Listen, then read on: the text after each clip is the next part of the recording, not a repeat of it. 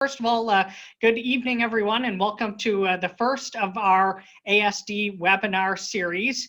Thanks so much for everyone's patience and in getting this set up. This is our first time doing one of these, and so we knew there might be a couple of technical hiccups, but hopefully we'll be able to sort these out this time and make sure that going forward we're as smooth as possible. But wonderful to see so many people joining us for this. When we initially put out the announcement for this webinar series, the Facebook post has been viewed over 50,000 times right across the country. And so obviously, that suggests to me that there was a definite need for this and a definite need to bring some folks together to talk about different coping strategies during these extraordinary times that we're all living through. For those of you who don't know me, my name is Jeremy Roberts, and I have the honor of, I see someone, okay. Someone else screen shared there for a moment. My name's Jeremy Roberts, and I have the distinct honor of serving as the member of provincial parliament for the riding of Ottawa West Nepean, and also serve as the parliamentary assistant for community, children, and social services here in Ontario. Beyond that, as a lot of you may know, I'm also the older brother of Dylan, my younger brother, who just turned 27 last month. He's a year younger than me, and Dylan is also on the autism spectrum. And so this has been an area that has been of particular interest to me as a policymaker, as a politician. And over the course of this pandemic, I've had the chance to hear from a lot of families who are looking for some tips, strategies, coping mechanisms to help deal with this period that we're living through and the disruption to daily routine that it's caused for all of us, and how that's particularly impacting our kids and teens on the spectrum. So that's basically the rationale behind offering these webinars. There's going to be 4 of these webinars offered. They're each going to be on a Tuesday in a row, and we've decided to do them in the evening just so that hopefully more parents can join us. But I will note that all of these webinars are going to be recorded, and we're going to share them on our social media and website afterwards. So if somebody that you know wasn't able to join us live tonight, they will have a chance to go back and watch these at a later time. For this week's presentation, we're really fortunate. We have 3 presenters. We have Dr. Jonathan Weiss and mother-son duo Teresa and Erik Hedley, and I'll introduce them in a moment. Next week, we're going to have speech-language pathologist Cindy Harrison. The week after that, we have occupational therapist Ellen Yak. And finally, the last week, we're going to have BCBA Amy Domitrovic, who's going to be doing the last presentation. Each of these is going to be approximately an hour long. We may run a bit over tonight just because it's our first go and we're dealing with a couple technical issues, but our aim is to keep this as close to an hour as possible because we recognize how busy each of you are at home, whether it's dealing with your work situation at home, taking care of your kids, all of the fun stuff that we're all having to deal with during the pandemic. So basically, after I do my short introduction, we'll have the core presentation from our presenters. And then lastly, we're going to open up the floor and take a few questions for our presenters. And I'll talk a bit about how you can ask questions in a moment. But before we get started, I just wanted to take a moment to welcome another special guest. Joining us on the call tonight is Ontario's Minister of Social Services, Todd Smith. He's joining us with a wonderful lake or ocean background there. Minister, did you just want to say a few words before we got started? Yeah, thanks, Jeremy. I'm here in beautiful Prince Edward County overlooking Lake Ontario, and it is Cinco de Mayo. So happy Cinco de Mayo, everybody. I've got a taco waiting for me that my wife has prepared. Jeremy, thanks so much for doing this webinar tonight. You have been invaluable at the Ministry of Children, Community, and Social Services with your lived experience and all of your political acumen as well. So thanks for putting on this webinar tonight, and I know it's going to be beneficial to those who are listening in. I know it's not an easy time for any of the families that are out there dealing with COVID-19, and this hopefully will be helpful to you tonight. Dr. Weiss is an expert in this area, and I look forward to hearing his words as well. We're looking at the ministry, and we have expanded some services already, and people can go out and they can buy sporting equipment and arts and crafts with some of their funding that they're getting. We're looking to get you back into the clinical spaces as quickly as we possibly can and as safely as we possibly can, and I think that's really important. And we're working around the clock to get that new autism program up and running as well, and I know that's very important to all of you. And the implementation working group has been working throughout COVID-19 and making sure that that commitment happens. So looking forward to hearing from Dr. Weiss tonight, and I know Cindy's going to be great next week too. So thanks again, Jeremy, and thanks to all of you for tuning in and coping with COVID-19. Perfect. Thank you so much, Mister. Really appreciate you joining us and sharing a few words, and great to have you join us. So now I'm going to, just before I turn it over and introduce our presenters, just a couple quick housekeeping items. So I believe we're doing this centrally, but please keep your microphones muted and your cameras off during the presentation. And if you have a question during the presentation, you can use the chat function at the bottom, and that's going to all go directly to my team. And you can type those questions, and we'll endeavor to get to as many questions as we possibly can at the end of the presentation. Again, just respecting everyone's time. And I'll just mention lastly, if any folks have any questions that are more political or policy oriented, that aren't related to the presentation that Dr. Weiss and Teresa and Erik are doing, any of those questions, please contact my office directly, and we'll endeavor to help you out. And you can find all of our contact info on our website at jeremyroberts.ca. But we really want to make sure tonight the questions are focused on the presentation, on coping strategies, on dealing with mental health and anxiety that children and teens with autism might be dealing with during the pandemic. So without further ado, I'll introduce our three wonderful presenters for our first webinar. Our first presenter is Dr. Jonathan Weiss, who's an associate professor in the Department of Psychology at York University, and he's also a clinical psychologist. He's the York Research Chair in Autism and Neurodevelopmental Disability Mental Health, with a particular focus on the mental health of people with autism. Jonathan and I have had the pleasure of working in the past when he was the National Research Chair for Autism with the federal government, and he brings a wonderful wealth of experience, so he's going to be a great presenter tonight. Teresa Hedley is the parent of 3 young adults, one of whom, Erik, has autism. She's also an educator, a curriculum designer, and an author. And she has been working with her son, Erik, to do a number of articles, and she's written a memoir as well, titled What's Not Allowed, A Family Journey with Autism, and that's available on Chapters Indigo, and it will be released in October 2020. So we're all looking forward to that. And Erik Hedley is a part-time college student, an active community volunteer, an apprentice by day, and an apprentice daycare assistant, and an autism self-advocate. Between 2012 and 2018, Erik worked with his mom and co-wrote a series of 20 articles entitled I Have Autism and I Need Your Help for Autism Ontario's Autism Matters magazine.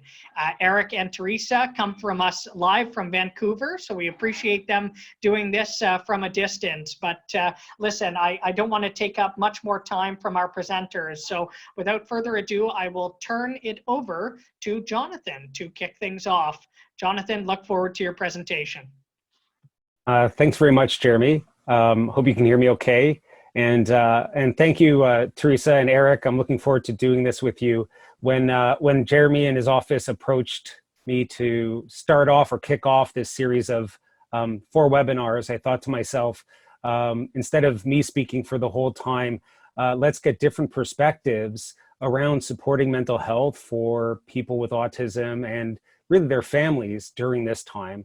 And I had just read something that Teresa had written and that Erik had contributed to, specifically about their lived experience, figuring out the adjustments that are happening for all of us, for them, during COVID and COVID-related ones. So I thought, let's reflect together. And we independently created these slides that we'll walk you through now. And I hope you'll see how, even though we did them separately at the beginning, they really do converge on some central themes.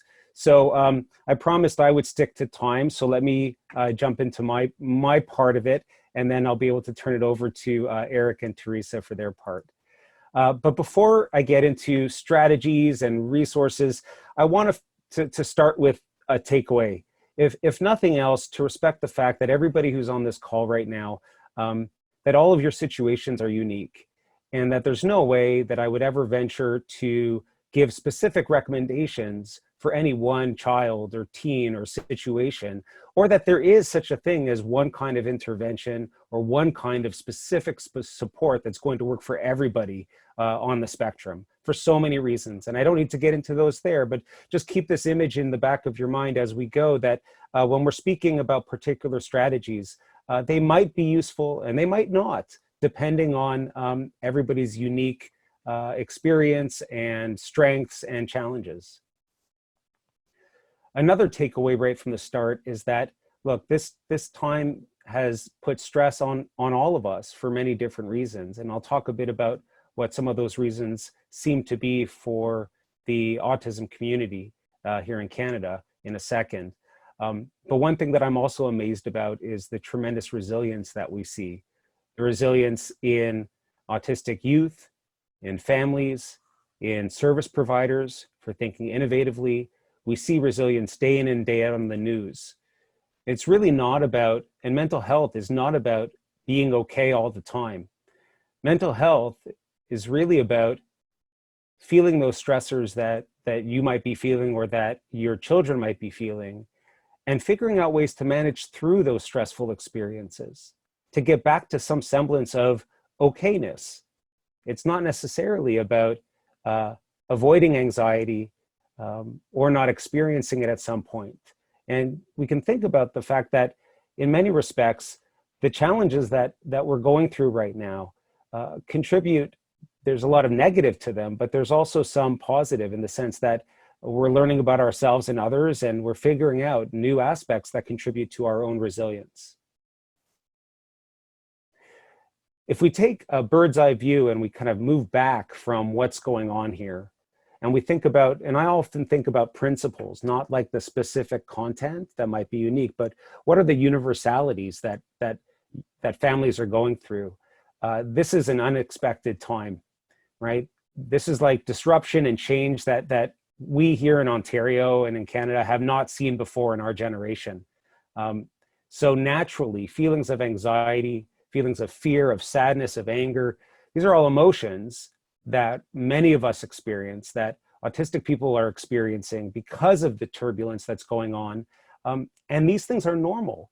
When we usually talk about mental health problems, I think about things that are out of the ordinary or unexpected, but it's very normal right now to feel these kinds of negative emotions.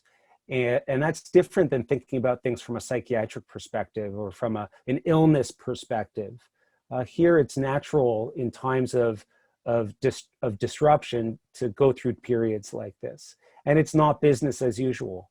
The same things that we would typically recommend, that we would say, oh, access this service or go here for this kind of support, they might not be accessible.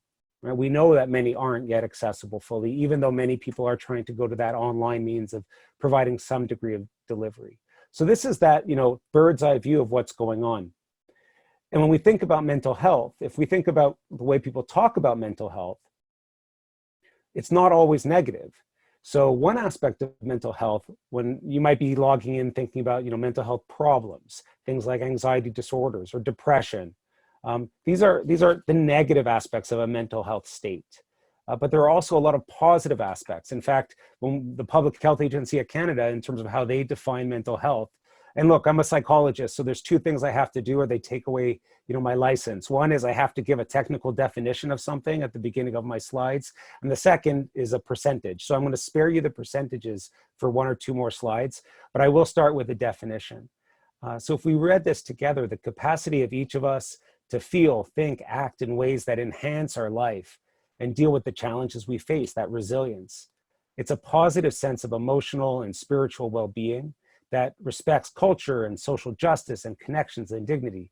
It's a very positive definition of mental health to me.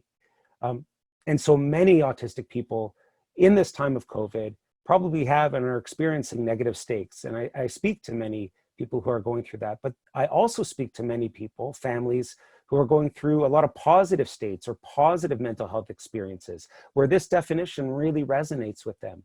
And I would venture for many people on this call, it's not one or the other, but it's both. And you can have both aspects of mental health at the same time. You can be doing really well and your kids can be doing really well in one respect and also at the same time experiencing anxiety and distress. So one, it doesn't mean the other. So let's check in right now. This is not going to be a poll, but think to yourself, if you're on the call and you want to do this little experiment with me, how are things going for you right now in your family? Working with Dr. Yona Linsky at the CAMH many years ago, we put together this brief family distress scale. This is one question that asks families, where are your kids and your families? Typically it asks, where are you and your family right now in terms of crisis? Select the one sentence that you can see here that best represents how your family's doing. So if you to look through these sentences, things like, everything's fine and my family and I are not in crisis at all.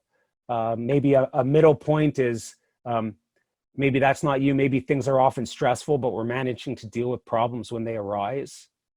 Maybe right now your family is, we won't be able to handle things soon. If one more thing goes wrong, we will be in crisis. Or we are in crisis and it couldn't get any worse. So when we developed this scale outside of COVID, I'll share with you when we circulated it to autistic families in Ontario, and we got a large sample of community members who filled it out, I'll show you what the typical was before. This is way before COVID in terms of the experiences. But think to yourself right now, where are you on this scale in your family? And wherever you are, success in looking for mental health supports doesn't mean getting to one. It doesn't mean getting to this everything in fine, my family, it's just all perfect. If you're high up on the scale, like at an 8 or a 9, maybe success for you in the short term is moving to a 6 or a 5, right? So think about this and to understand that where you are right now doesn't mean this is where you're always going to be or your families might always be if it's negative. So where did people respond on this scale when we kind of had them fill out? Well, what was normal or average or typical for Ontarians living with autism with their families on this kind of scale when we asked them to fill it out? Well, the average, right, as you can see, it was about a 4 or a 5. That was the most common endorsed items. Things like, things are often stressful, but we're managing to deal with problems when they arise, right? Or things are very stressful, but we're getting by with a lot of effort. And about 1 in 10 families that responded to this were in crisis while they were responding to this, saying some of those high up numbers. So that's still a very large number. And so if we think about now, where are families? Well, maybe if that was you back then at a 4, maybe you're rating that kind of higher. And the reason I bring this up, it's actually a strategy. It's not just a thought or a thinking about it, but the best way to make gains in terms of our mental health and our wellness is to get a sense of where we're at in the moment. And then we can start thinking about why. So where are you at right now in the moment? If you're higher, experiencing more distress, it could be because of loss of interventions that you had before that your kids had, a loss of school support, certainly. Maybe there was access to respite and that's gone, or a lack of access to good communication for your youth. Disruptions of positive routines, and the list can go on and on. As you can see, these are just a small group of what might drive people to experience more distress and more crisis. And as I said, a lot of these are expected reasons. That is, they're not out of the blue, but they are out of our control. So the question is, how do we develop strategies that can help us when the reasons why we're moving up on this kind of scale are not necessarily in our control. But I should also say that in speaking with a lot of autistic adults and family members, many have told me that they're experiencing less stress now than usual, that the autism-related stressors that are usually in their life, like having to navigate a non-autistic world where they can't be themselves, where they can't engage in interests that they want to engage in, where being around large social environments like in school or in class are very stressful for them, that where there's sensory experiences that are overwhelming. Now, finally, they're not exposed to those kind of stressors, right? They get, so some people might say, well, actually now is not that stressful a time. And the worry and the stress is actually about what happens as people start to going back to the pre-COVID kind of normal, if that's such a thing. What is it going to mean for me and my family for adjusting back into this world that had a lot of stressors? So how can we cope? Not knowing anybody's situation who's on the webinar right now, how could I speak to and give advice about coping? I can do so more generally. So there's this model of coping called the Family Adjustment and Adaptation Model. And as I go through these principles, I want you to hold on to them for Erik and Teresa's talk, because I think you'll see how this connects with their experience and what's worked for them. And I think that this together at the end of this, bear with us, because I think it will resonate with many.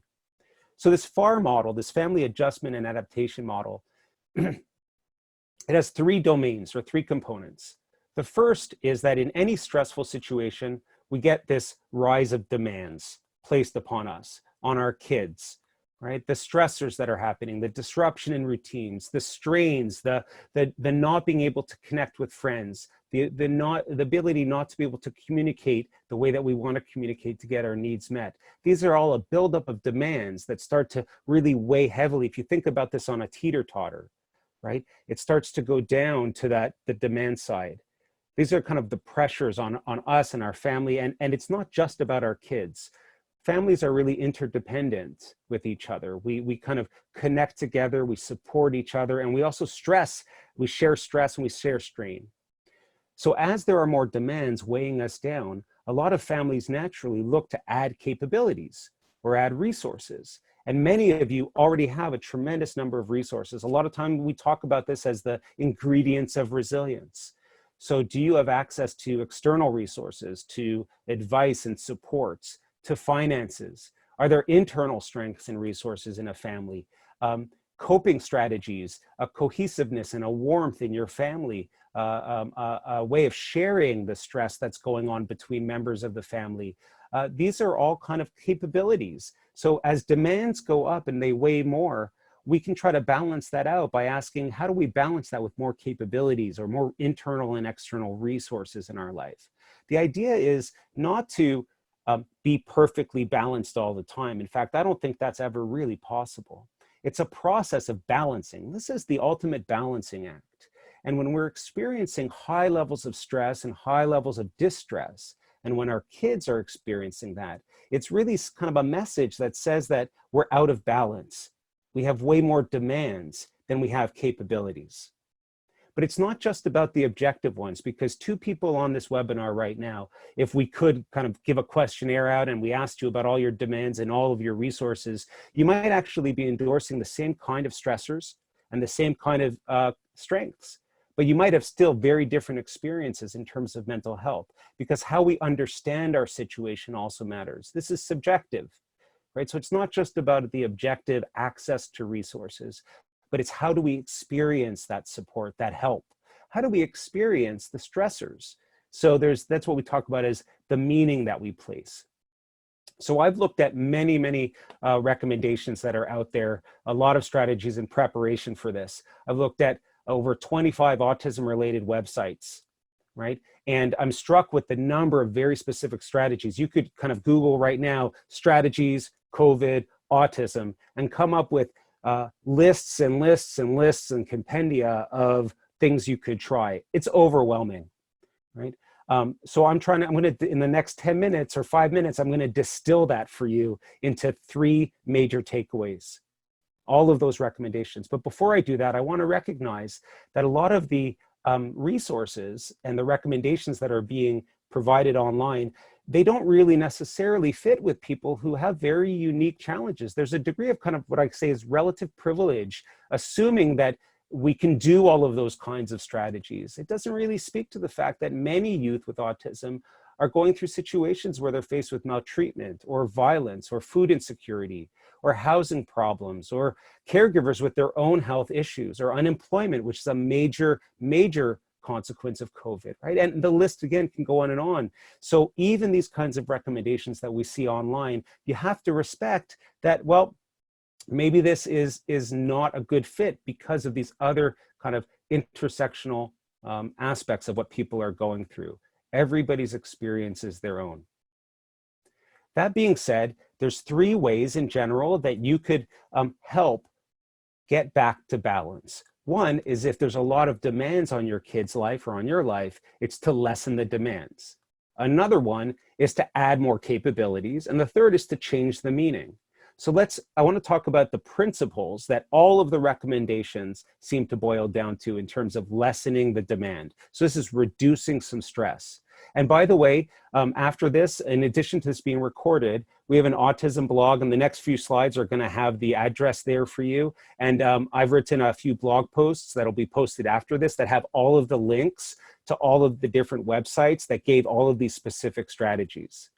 So these are the 3 principles that you could think of over here about lessening demands. And this was written typically around advice for autistic youth, but also autistic adults. The first is try to find the right kind of inputs in stressful situations, whether it's a quiet spot or changing kind of the sensory experience if people are in sensory overload by using noise canceling headphones and so on. And we've got an OT webinar coming up in a couple of weeks that will speak a lot to this as well, or even reducing clutter around the house. These are just examples of strategies that have to do with changing the sensory input almost in the environment.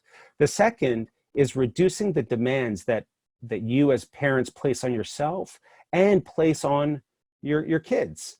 This is a time where we all have to reflect on what kind of things can we step away from. Right? It's not business as usual. What are the later tasks and what are the now tasks? What can I put off? And it's okay to say, I need to put this off. We want to put this off now. Okay, we're not going to be learning as much or doing as much as we used to. Can we avoid triggers? Or if we have meltdowns, maybe it's important, if people are safe, to let it run its course. These are examples of ways to reduce the demands, the pressure, the expectations. And the third is disengaging from the stresses that are out there. One of the most helpful things we can do to reduce the demands placed upon us right now is to take a break from the news that we're being forced to kind of, or we're consuming around COVID, to take a break from social media, right? And to really put that down. It could be very addictive, and it can pass indirectly to the mental health and wellness of our kids if that's stressing us out. Especially also taking breaks of even talking about COVID, right? So finding some time to talk about it, but then also moving away from this, kind of how do we disengage completely from the negative messages that are out there? What about increasing capabilities? So there are 2 major takeaways that I've noticed around how do we add strengths? Maybe you can't reduce any more of the demands. So these 2 are, 1, engage in the F words. And it's not the F word you think. Okay, these are the F words in childhood disability that Can Child came out with a number of years ago. And again, the links will be on the blog post so you can learn more about this. But they suggested, well, when we think about childhood disability, what we really should be planning for are targets of fitness, of healthy families, of friendship, of function or activities, of staying busy, and of fun. Right? These are some of the F words that I want you to think about. So for your life, and you can see the list as I'm talking here of all of the different kinds of strategies that are recommended across all of these autism kind of websites, they really fall into at least one of these 5 Fs. So what kind of ways can you make sure there's regular access to fitness for your family, for your kids? Health for yourself means health for your kids, so take care of your family more broadly. Staying connected with friends, if there's a way that works for your youth. Even letter writing, I thought was an amazing idea of wielding in kind of care as well as learning. And then the idea of routines and of staying active in healthy ways, but not ways that are super stressful, actually fun ways that work for every child, but developing new routines that don't add stress to your situation. That's a very common one, but what people talk about often as flexible day schedules. So you set up a routine, you set up a plan, and then you're willing to kind of go with the flow and not always hit the points on your plan. And probably most important right now, if possible, this is a time to build in more fun. One of the best things we can do to alleviate the heaviness of the demands is to find ways to bring joy into our lives, into our kids' lives. Now, that might not look like learning. That might not look like what we think of as therapy or as treatment, but fun is really an important prescription. And there's a huge list of things if we have the energy. Sometimes, though, this means access to screen time, right? This means access to the things that as parents, we might say, I wouldn't usually give my kids that, but now is an okay time for this. The other aspect, the other one, remember I said pay attention to the F words. The other one is pay attention to the C words, or the 6 C's. Now the 6 C's, as you can see here, are the principles are things that build competence and confidence in our kids. Ways of activities that help our kids show caring to others and to experience caring. Ways of being connected and of showing their character. And recommendations stem from things like learning new skills, learning to bake, learning to, if it's not active learning, but actually doing activities like learning new relaxation activities, or just natural learning at home with you.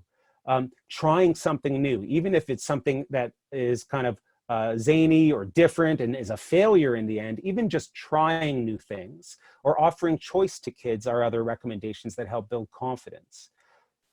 Be kind to yourself and be kind to your kids and help them be kind to each other, right? And gentle. These are recommendations that many autistic people, that people who work with people with autism are kind of sharing. That this is a matter of a higher time, an important time for caring. And looking for ways to help other people be happy. By doing so, that helps us experience more joy. I've talked about kind of connectedness a bit, but one important thing to highlight is that maybe there's a way that your kids could connect with some of their support staff. If there are support people in their lives that they've been disconnected with, it might not look the same in terms of what they're getting, but even that connection to the school psychologist, to the social worker, to someone else that they already are familiar with, can enhance their experience of belonging, of mattering, and that's an important one. So if your kids are going through high levels of distress, it can't hurt to see whether your school and whether your school board, for example, are offering these kinds of online remote supports. Many are, and it's sometimes not as advertised as it could be. The last thing I want to talk about is changing meaning, and then I'll share it. I'll send it over to Teresa and Erik to kind of keep going, and I'll walk them through their slide. I'll have their slides here, so I'll switch over. But listen, this is a time of loss, and it's collective loss for all of us. So it's normal for people to grieve the loss. This is about changing what we try to do to see this whole picture in a different way. So can you talk to your kids about the fact that we've lost things, and that's normal and that's okay? It's also a healthy message to share that kids, by showing that they're scared, by showing that they're stressed out, they're also showing that they're brave, right? Showing one is showing the other. So you can be both at the same time. One of the most impactful things that I've heard in terms of advice is to convey the message that you matter, that you as parents matter, but that your kids matter, right? And mattering is more than just appreciating. It's more than just connecting. Mattering, saying that you're valuable and you're valued for what you're doing, whatever it is, right? In times of chaos and turbulence, feeling like we matter is one of the most important medicines. And lastly, share the message in different ways that this won't last. We don't know how long this is going to go by, and we don't know what it's going to look like in a month, let alone in 2 months or 3 months. But whatever it is, it's not going to look like it is today, right? and this won't last, and we will be okay. So try to convey that message. So these are, again, all recommendations across many different kind of websites. And the last thing I'll say, I'm going to skip this one here. Again, these are more specific ones. Oh, I will say these principles.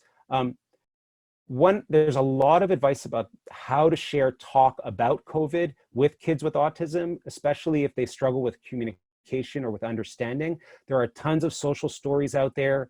There are tons of visual-based resources that don't involve any words, like have good days and bad days during lockdown. There are specific AAC content that's been developed around COVID. So there's ways of figuring out how to talk about it that will not be overwhelming, depending on the way that your kids consume and use communication devices. And again, all of that will be on the blog kind of posts at ASD Mental Health blog that you can just Google and you'll find. So the last thing I'll say, my last takeaway before I switch over, is to be compassionate. If nothing else, even in the times of distress, when the demands outweigh our capabilities and our resources, I think that the most important thing is that we are kind and forgiving to ourselves and forgiving to others, right? Including what our kids are going through, right? By doing so, everything else really is, the expression goes, the rest is commentary, right? It's all important, it's all necessary, but if you can't get to anything else, kindness to yourself and others is a place to start. Now, that's what I wanted to share as kind of a big overview of supporting youth with autism during COVID. I'm going to switch over now to Teresa and Erik. Do you have access to your slides there, or do you want me to control the slides on my end? We'll need you to do it, please. Okay, sounds good. Thank you. Thank you very much, Jonathan. Erik and I love your message of kindness and compassion for self and others during this time. And we're going to continue that with our presentation this evening. Part 2, supporting individuals with autism during COVID-19. The view from our shoes. Yes. Now, just a little note, when you see red shoes coming up throughout the presentation, that's my perspective. And the blue shoes means that it's from my perspective. You ready? Yes, I am. All right, let's begin. You can tell a lot about a person by the shoes that they wear, but you can also tell a lot by the way they wear their shoes. What do these shoelaces tell us about autism? My quadruple-tied laces show that I don't like surprises and that I do best with predictability, routine, certainty, and structure. Absolutely. I think we all do, Erik. Now, 10 years later, Erik has grown from these anxious shoes into regulated shoes. So how did Erik move from quadruple-tied laces to double-tied? How have we managed anxiety and allowed the best possible Erik to emerge? Now, we'll talk strategies in a moment, but first, March 11th, 2020, a worldwide pandemic is declared, and with it, uncertainty and unpredictability. Everything my shoes need, structure, routine, predictability, certainty, has disappeared. Now what? What are we doing to manage stress and support positive mental health during this pandemic? great, let's take a look. But first, wait a minute. As Jonathan pointed out during his presentation, one size does not fit all. It never fits all. And when you've met one family supporting autism, you've truly met one family supporting autism. We're all different and unique. So each family is going to approach this new normal with their own unique family situation in mind. One size never fits all, but perhaps our suggestions may give you some ideas to suit your family. So let's take a look at how we've approached autism support during this pandemic. To catch a fish, think like a fish. To reach someone with autism, you need to speak our language. Make a plan, make it visual, make it organized, and make it logical. That makes absolute sense to me, Erik. So knowledge is power. And when we know better, we tend to do better. After March 11th, when everything changed so radically, I said to myself, what does Erik need in order to manage this pandemic lifestyle? And three things quickly became quite apparent to me. First of all, he needs to know what's going on. And then we need to attach some meaning to that. And that's what Jonathan was talking about. We take the facts and we decide what we're going to do with them and how we're going to let them impact us and our life. We have a family saying that says, it's not what happens to you, it's what you do about it that matters most. Yes, it So is. that's what we had to decide. Number two, we had to go over the emotions that we're feeling and validate those. Number three, I would have to help Erik build some capacity around new routines and new roles because we had lost all of that. So those are the three things that I thought would be important for you. Yeah. Making it real and relatable. We took a piece of paper and divided it into 3 columns. 1, things I know. 2, things I might be feeling. And 3, things I can do. Pretty logical so far. Let's find out what we did about that. So this piece of paper became something that we began to call our pandemic blueprint. And when we wrote it down, things became a lot clearer for us. The first column, things I know, is definitely the what. What's going on here? Second column, things I may be feeling, is the so what. So what does that mean to me and how does that impact me? And the third column, things I can do, well, that's the now what. That's the action plan. And that's what Jonathan was talking about with the F words like function, family, fun, and the C words, those words that build capacity and help us to thrive. So that's what we'll be looking at, all 3, and then primarily the third column. Things I know. We brainstormed, jotted down information, and drew pictures to help explain what the pandemic was about to me. Yes, and I think the process of drawing pictures was the real cementing part of the first column especially. We talked about things like what is the coronavirus, what does it look like, and as soon as I sketched it, and you see the visual there in front of you, we notice those nodules when it's magnified, and we've all seen that many times, and when you compare that to a crown, it's like the coronations on a crown, thus the coronavirus. Yes. And I think as soon as I drew that, I had a better understanding of what it was all about. yeah, exactly. It cemented it in your mind. You had a visual. It was clear to me. Like I like to say, when I drew it, he knew it. And of course, the 2 curves that we all know so well, and drawing those was another point of cementing that in Erik's mind. Yes. And something you'd like to add? If I can see it, I can remember it. And as you say, if you want to catch a fish, you have to think like a fish and speak like that fish too. So that I know Erik's language is very visual. I need to be like that too. Okay, let's move to the second column, things I might be feeling. Now, for me, this was really interesting because as soon as we wrote everything down, wow, the magnitude of all of these heavy feelings really struck me. Yes, You too? It did. To Yeah, me too. yeah. So we wrote it down, everything we were feeling, and seeing it written out there we realized how heavy it is. And that there were many un and dis type words, such as uncertain, unsettled, unscheduled, untethered, uneasy, Disorganized, disconnected, disappointed, disbelieving, and disoriented. Yeah, those are hard to manage, all of those emotions, and all together, wow. And there were a lot more. I think the list has maybe 40 words, and words such as shocked, angry, confused, sad, and together they're tough. So we talked about how everyone is feeling like this, and we talked about that it's okay, it's normal, and you have to accept that. How did it feel for you when we did this?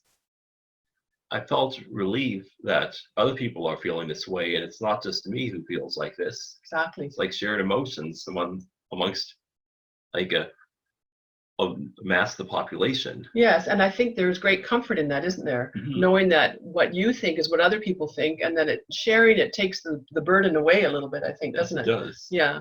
Okay. To continue that one. And these heavy words make us feel weight weighted down.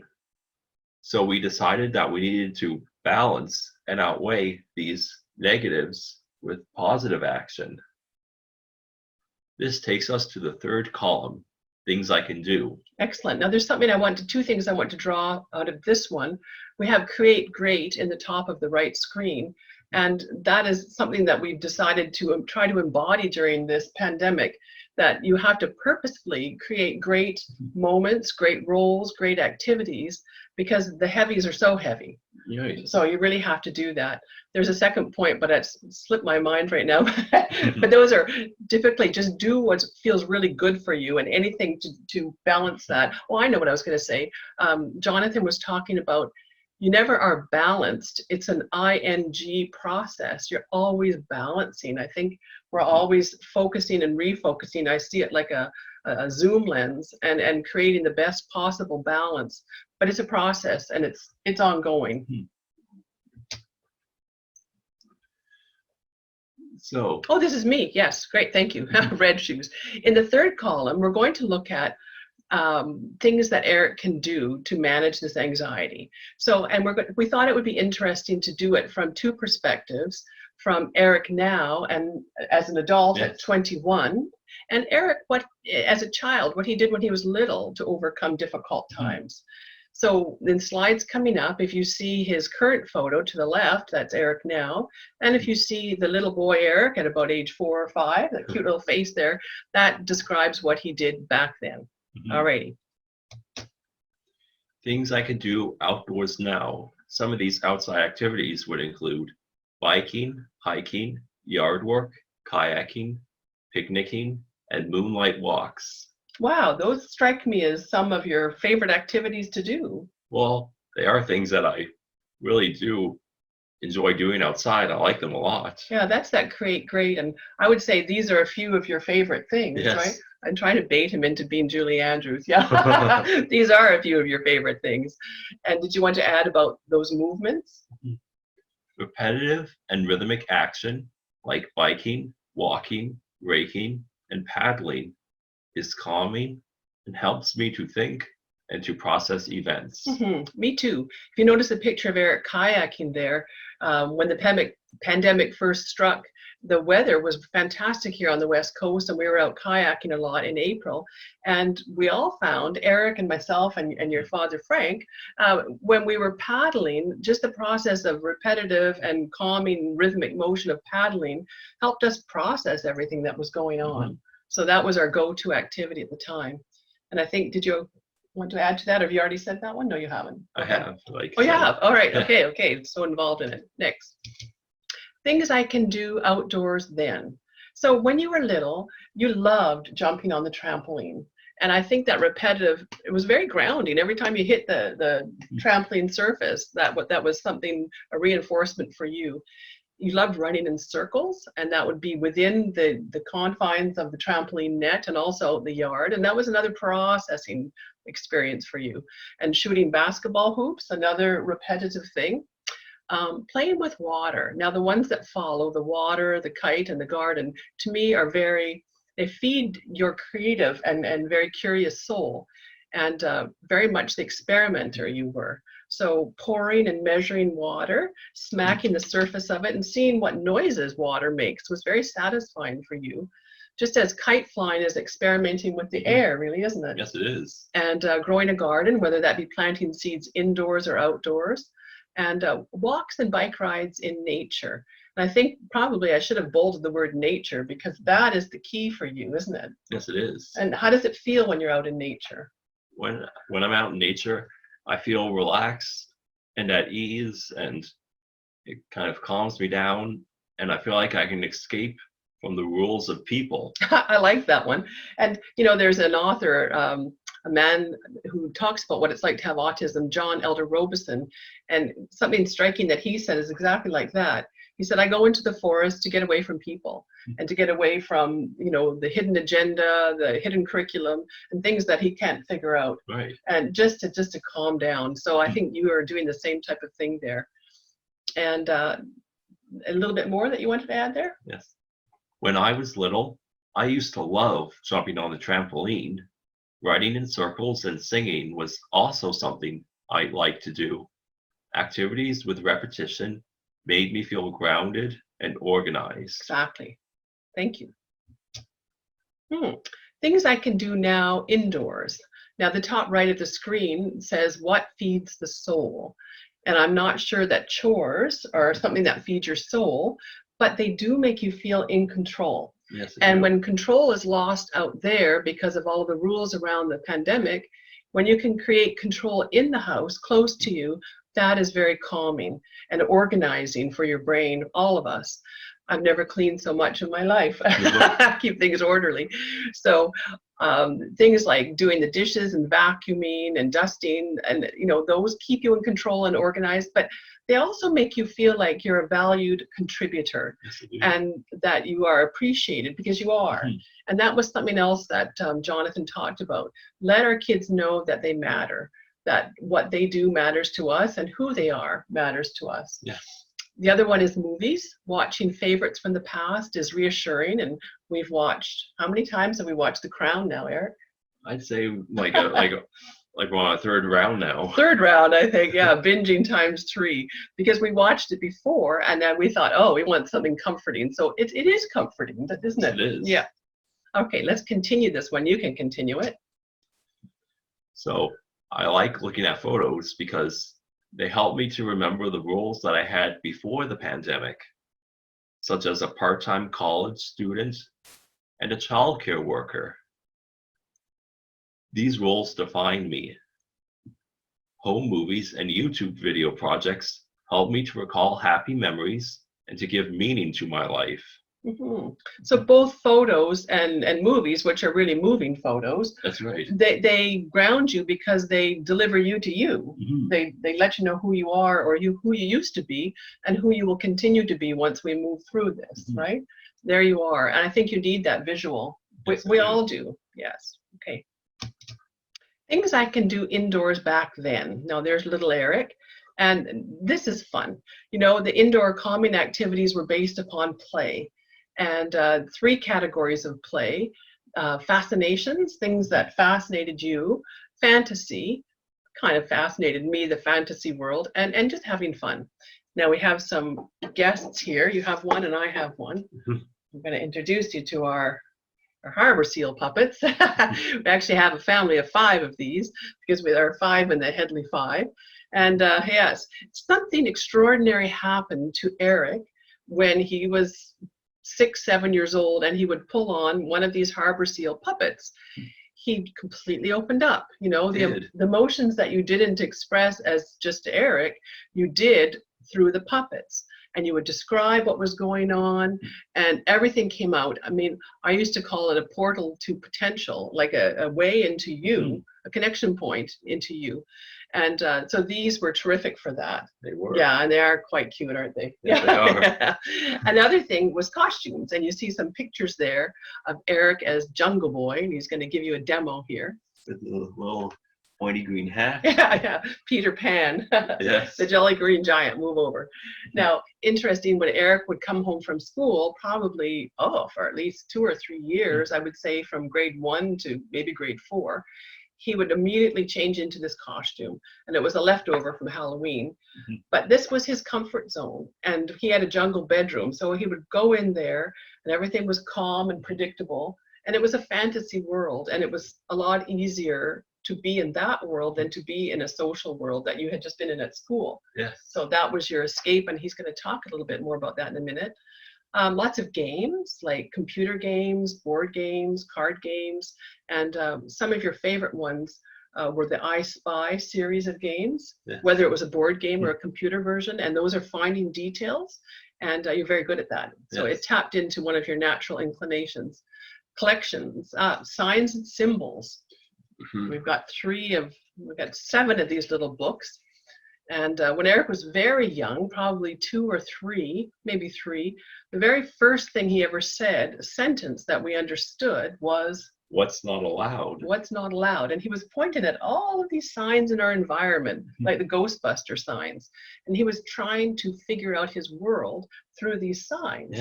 And which I found quite intriguing and he found fascinating. So we took pictures.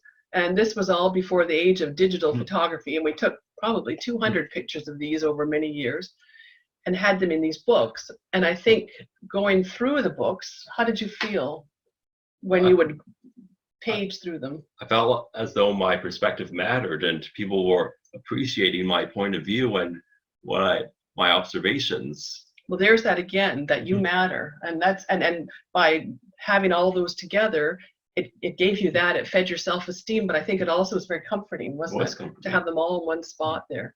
Okay, and also moving on, baking. You liked baking as well. Yes, I did. And have you done that one yet? I don't think so. No. No, go ahead.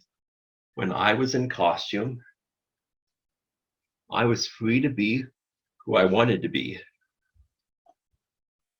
Costumes and? Well, puppets and costumes aren't judged and can't be wrong, so I liked both. I was happiest when I had my collections around me, like my What's Not Allowed books or my provincial flags. Excellent. Let's continue on. I think we have some more pictures for you. Basically the same ones, but what did you want to say about puppets? For puppets, you don't have to buy puppets. You could make your own puppets out of socks or paper bags, or just use your hands as puppets. Instant and free, right? Right. Yeah, yeah. And there are great points of expression and connection. Things I can do now, therapy tools. Now this is the whole occupational therapy realm, and this was huge for us when you were young. I always say that you can't plant a garden in sand. So you can't move forward with social skills, academic skills, everything else until you have the sensory, the whole integration thing under control. And it wasn't for you, and it isn't for a lot of kids with autism. So we met with lots of occupational therapists, and they helped us a great deal. Now there's going to be a webinar in 2 weeks' time, and that's Ellen Yak, and she's going to be talking about these strategies and give you a lot more detail and examples. But one of them was and continues to be a weighted blanket. Yes. We'll show you a picture of that in a minute. Music to uplift or to calm. The man cave. Now I'm curious, what is your man cave? Well, my man cave is a walk-in closet that I have. And I go in there when I feel like I need some quiet downtime to myself. Okay, what's in there? In there are a bunch of pictures on the walls, like a gallery of pictures from my favorite family moments or just some good memories that I like to look back on and think about. A bit like a time capsule in there. Yes, it is kind of like a time capsule in there, and the pictures help to define me. Yeah, and give context to your life, I think, don't they? Yes, they do. An exercise ball chair. I think you have a demo. You're sitting on one right now. Yes. So whenever you need to move, there it is for you. Back then, what did you do? I think you had... Well, the therapy tools I had back then would include fidget toys. That you can squeeze. Yeah, like stress balls. Yeah, yeah. And they say that busy hands calms the mind. So like maybe that.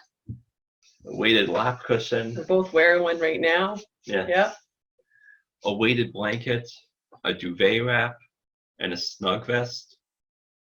And tents in small spaces, such as decorated closet clubhouse, a kitchen cupboard with a mirror, and a cozy spot with cushions. The couple I wanted to point out, they're so easy to do. We cleared out the bottom part of the closet and all three of your closets. There's brother and sister for Erik as well. And they decorated the inside with their own artwork, and they would invite one another in. So that was their own little clubhouse in their bedroom. And kitchen cupboard, we cleared one out and we put a mirror up there. Yes, and when Erik was little, he would spend a lot of time with the door open, but in that cupboard with the other Erik, we used to call it, with your reflection. And you liked being in there with that. And just cozy corners, we all like those. Okay, oh yeah, some examples. So there on the far left is the weighted blanket. And to me, I like to say, it's like when you go to the dentist and they're going to take an x-ray and they put the lead apron on you, and it's very grounding. I mean, it feels good. And that's what that feels like. Actually, you look like you're at the dentist right there, I don't do, you? like open your mouth and away you go. In the middle, there's a snug vest that was developed in Vancouver, and you have one on the right. It shows the inside of it. It's full of air pockets, which you can blow up, and it applies deep pressure to the back and to the shoulders, and it's very calming. Perhaps the easiest one and the one you like best is the duvet wrap. Yes, I do. Yeah, and anybody can do that. You just roll someone up, and a duvet is good because it's a bit heavier, and then you just relax in it. How did that feel? It felt calming and cozy and yeah, relaxing in there. I'd like to say you look like as snug as a bug in a rug. Yes. You look like one. Like in my cocoon. Exactly. In Bay Wrap. Yes. To feel calm, happy, and grounded, do what you love. Whatever is good for your soul, do that. That's great advice. And that brings us back to the end of Jonathan's presentation when he said, practice kindness and compassion for yourself and others, and that will feed your soul. When you're doing things for others, there's an expression that says, helping is healing. So you're doing good for yourself as well. To sum up, how does a plan make us feel? We go back to the beginning, to this piece of paper that we showed you. Well, we feel a lot more balanced, and we feel organized and in control. We have options, a drop-down menu of things that we can refer to. We have a new routine and new roles because we lost our old ones. We have everything that was washed away very quickly. We have structure, predictability. We have the opportunity to contribute and to feel good and that we do matter. And an opportunity to try something new, which is a fun thing to do, and to help other people. That's what we talked about. I think you've been helping Grandma a little bit, haven't you? I have. Yeah. I've been like sweeping her decks and. And how do you feel after you've done something like that? I feel helpful and useful, like I'm contributing and people appreciate my work that I'm doing for them. Exactly. And what have you discovered overall during this pandemic? Well, I've discovered that I can't control the events in the world, but I can control my own thoughts and actions. This makes me feel relieved, organized, empowered, proud, kind, and happy. Wonderful. And what have you discovered during this pandemic? Well, thank you for asking. I've discovered that as a caregiver, I'm a role model. And what I say and do becomes the template for others around me, like Erik. And I would say it's more of what I do than what I say. So what I do is the most important. For example, every day I write what I'm going to do on a sticky note. Some of it gets done, some of it doesn't get done, but the plan is there. And I think if I do that, then I might do the same thing. And I try my best, especially during this time, to reframe situations from obstacles into opportunities. And I think if I practice reframe, then I can practice reframe as well. I think it suits you better this way. Yeah, there you go. That's a perfect fit. Okay. If I eat well, if I get enough sleep, if I'm out gardening, then Erik is more apt to do those things too. And especially outdoor things like the gardening and the biking and the hiking and the kayaking, we can do them together. And we can get through this together. And that's an expression that we've been hearing a lot. We are in this together. And the other thing that I think is really important is that I can't be the best that I can be unless I practice good self-care. It's like the oxygen mask model. In order to help you, I need to help myself first. We each have the ability to reframe. There we go. And turn obstacles into opportunities. We certainly do. A final word. The year 2020 has already given us pretty much 2020 vision. It has. You know, a pandemic has taught us what's important, and that when the environment changes, I'm going to use this again because I like it, and it tilts, that we all tilt, and we all step into shoes that are kind of like the shoes of autism. Strategies that work for people like me with autism are good mental health strategies for everyone. Absolutely. What's good for you is good for me. And a final word. Thank you, and stay safe. Thanks for watching, everybody. Yeah. That's it. Thank you so much for that presentation, and just sorry to everyone at home for the technical difficulties. God love these Zoom calls. I keep saying to people, I wish I could be racking up Zoom minutes saving for something. Anyways, a really wonderful presentation from both of you, and your slides had so much great information and so much visual, and I'm glad we decided just to keep the camera on, because it was great to see some of the props you guys had, and I particularly liked the reframing. That was great. So really appreciate that. And thank you, of course, to Dr. Weiss for his presentation as well. We're going to take some questions now, and I'm very cognizant of time. So we're probably just going to take a couple short questions, and then we'll close things off. I'll start with one here that we've got. This question: I have 2 autistic children. One of them's verbal stim constantly irritates the other one's sensitive ears. Any solutions or suggestions for this? Not sure, Jonathan or Teresa or Erik, anybody want to jump in with any thoughts on dealing with sound sensitivity and how that can aggravate anxiety? Sure. So I can't show you my video. I'm disabled from the host, so I'm happy to chat it. You can hear me. Oh, there we go. Now the host is letting me start my video. Thank you, host. So in terms of a couple of points, and then I'll turn it over to Erik, who talked a lot about how he coped with different things and how he disengaged. But I've certainly heard before where there is that sensitivity, and it speaks to the importance of finding those unique places or adaptations to disengage from it, rather than it's not a time to enact any exposures and to try to just get kids to sit with it and kind of get through it. It's much more, I think, a time in our lives where it's about being able to take a step back from the situation, to excise yourself. So that those ideas of the noise canceling headphones, the ideas of being able to engage in those fun activities outside of earshot, so to speak, or finding that safe, small place that Erik gave us an example of, right? This is what I mean by disengaging from that input. And the other aspect is certainly next week when we hear from Cindy, who will be talking from a speech language perspective. It's also about helping to find the best way to communicate, I think, about the stressor there of one's sibling and when things are starting to escalate, rather than waiting until that tilt has happened. It's been so stressful that I explode. So giving the chance to get one's needs met, to get out of that situation, to take that break that you need at the beginning or at the middle, not at the end when we're already on, a 10 on 10. So those are some of my thoughts. Great. Erik, Teresa, any thoughts you want to share? Well, that's tough. It's a tough situation. I think we experience a little bit of that. Sometimes Erik's brother would do things that would irritate Erik, right. And it was hard to know what to do. I don't know how much explaining can be done. It depends on the situation, but we did try to explain to his older brother how much it did set Erik off. And I think we gave him a lot of coping things. A lot of these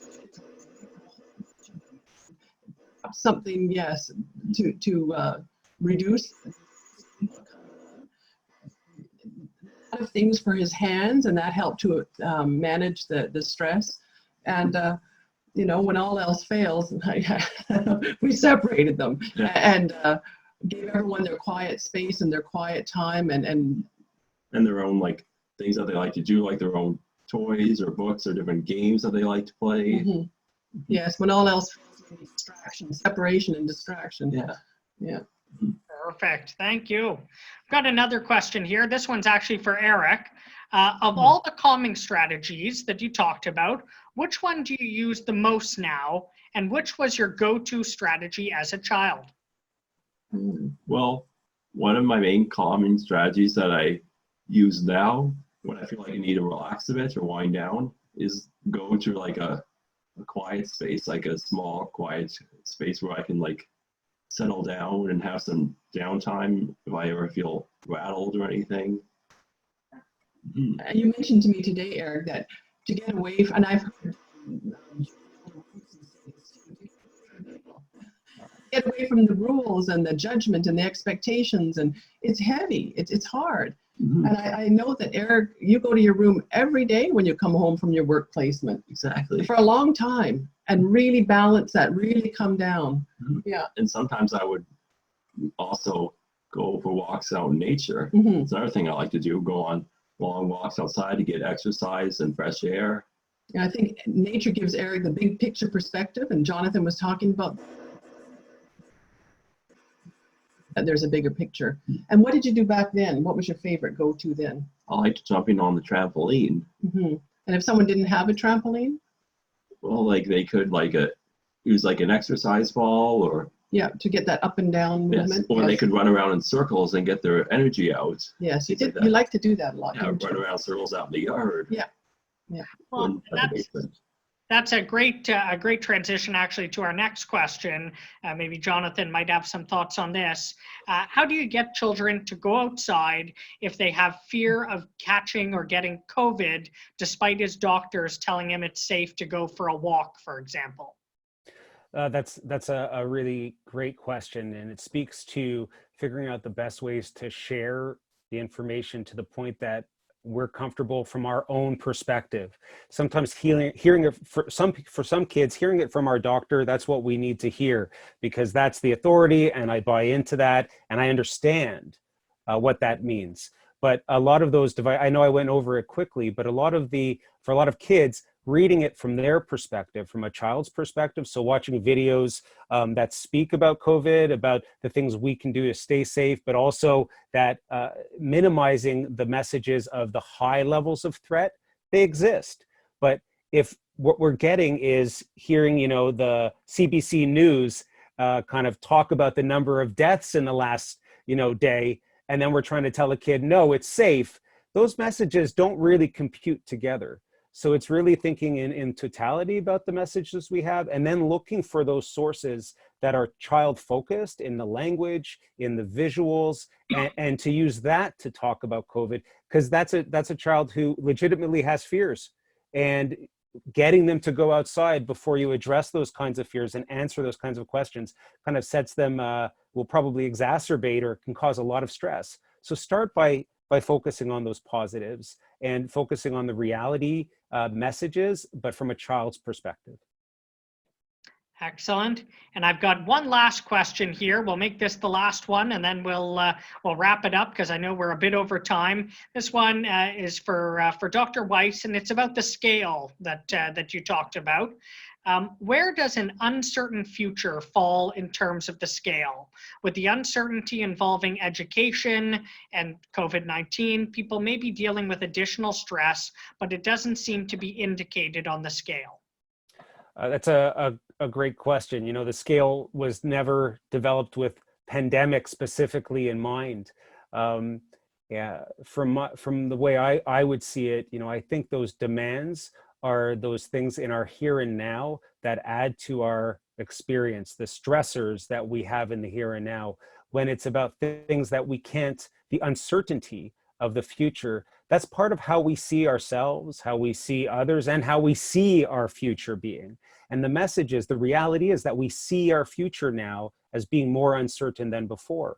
That's for all of us. And for some autistic people, that uncertainty is a very, very high source of stress. So it's part of that meaning. It's the way that we make sense of that uncertainty, and as kind of the realness of it, and that it's something that's uncomfortable for us. So it's really more about the meaning than it is an actual demand that's tangible, that we can kind of experience in the here and now. Perfect. Well, thank you so much again to our three presenters. Normally at this point, if this were a live event, this is where I'd get everyone to give a big warm round of applause, but we're giving a virtual round of applause. And I've got to say, my phone has been blowing up with messages from people who are so grateful and who really appreciate all of the wonderful advice and tips that you guys have shared, both from your professional and personal experience. And I think it was really great to have the balance of both of those this week. So thank you for making the time to do this, to share some ideas. I hope it was helpful for everyone. We're going to continue on with these in the coming weeks. As I said, next week, we're really fortunate to have Cindy Harrison, a speech language pathologist, who's going to be joining us. I see we've got her video up. She's given us a little wave. And Cindy is going to be talking about speech language and communication, and we'll be providing some tips and tools on talking to your child with ASD about COVID-19, which I think will be great. We're really looking forward to having Cindy and then the rest of the presentations. We're going to be posting this video from today's session on our Facebook and our website, jeremyroberts.ca. So please make sure to visit that, share it with anybody else. You can go back and rewatch if there's a particular part that you wanted to go through in a bit more detail. And then we'll also be sharing the details for the next webinar. And I think the next one, we've actually figured out now that you can register directly through Zoom. So there's going to be instructions for the next call that'll allow you to register directly through Zoom. So I really hope that this is helpful to some folks at home. And thank you once again for taking time out of your busy schedules to join us. And to everyone at home, stay well and stay healthy. Thanks so much again, Jonathan, Teresa, Erik. See you soon. Good night, everyone.